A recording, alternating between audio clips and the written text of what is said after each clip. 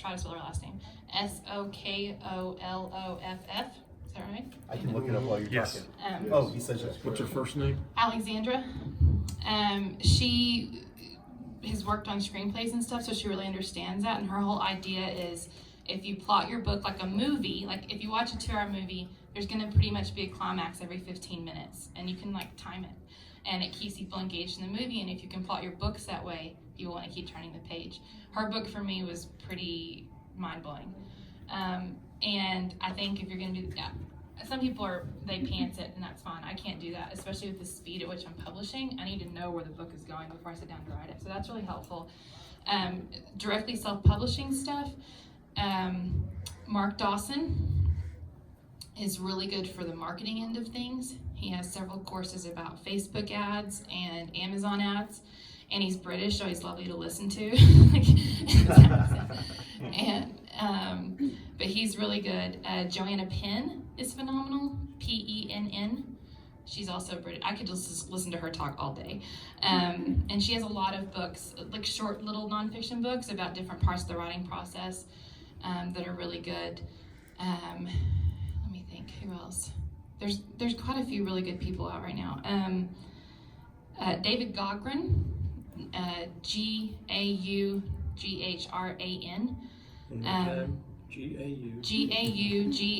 Gaughran. David Gaughran. He has a lot of really good resources for writers and books. And he's also like really on top of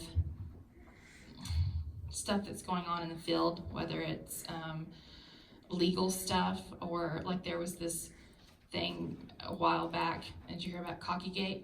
I think so.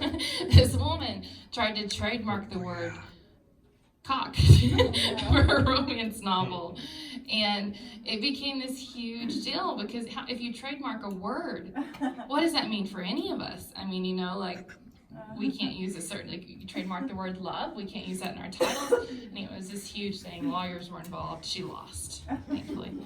But he's really on top of stuff, so he's a really good person to follow. Yeah. And he's Irish, and he's like, he drinks too much, and he's funny. He's phenomenal at conferences. Everyone just like swarms around him.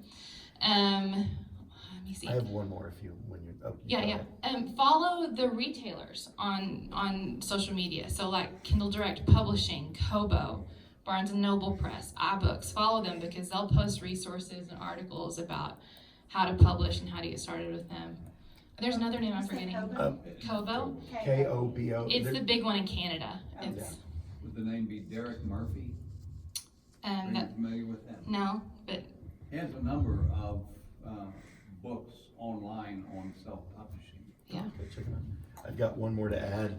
I'm almost hesitant to add this one because when my critique group discovered this book, it blew up all our novels.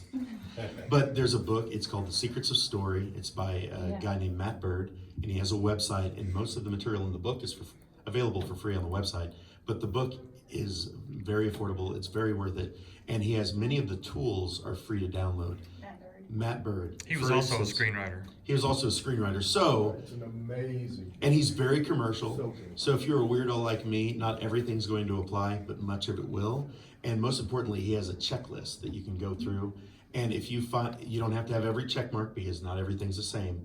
But if you have, it'll help you realize if your book has ways that it can connect with people on an emotional level, which is really what we want to do. What was the title again? I'm sorry, the book is called Secrets of Story. Okay. And there's more to it. The author is named Matt, M-A-T-T, Bird, Is that like with tweet a Y tweet. or a Bird, like B-I-R-D, Okay. right? Yeah, sorry. Okay. But anyway, like I said, it blew up my last novel and it knocked me off track for months. And Yeah, he, But you read that. he has a blog that's he also, and the blog is on the site. it's And very good. he was a screenwriter, but much of his input comes from novelists, so sorry about that. I think I have one more thing. This Go is right it. Talking about like when you're getting started and things, I'm very much for hiring pretty much everything out except for this one thing, formatting. If you have a Mac or have access to a Mac computer, I would highly, highly, highly recommend that you buy Vellum. You Vellum. saying vellum is what you use? Yes, I use both. It is the simplest thing you will ever use to format your book. It will save you hundreds and thousands of dollars. And it's just basically you drag and drop it and it makes a beautifully formatted ebook, print book, whatever book. And the reason I say that is we hired that out for a long time, but the problem is if you're publishing consistently, you are changing the links in the back of your books all the time, because every time you release a new book, you want to add the link to the next book. And if you're hiring that out every time, you're sending files out, you're sending money out. Now it's just like we do it and it can upload the new file in 10 minutes. So that's like, honestly, if I didn't already use a Mac and I was serious about the self-publishing stuff, I would buy a Mac just for Vellum. That's how much I love Vellum. Apparently I need to buy a Mac. Do Yes, sir. you all use Amazon as your publisher? Oh, that's a fantastic question, and she's the best one to answer it to start, and then we'll go down here.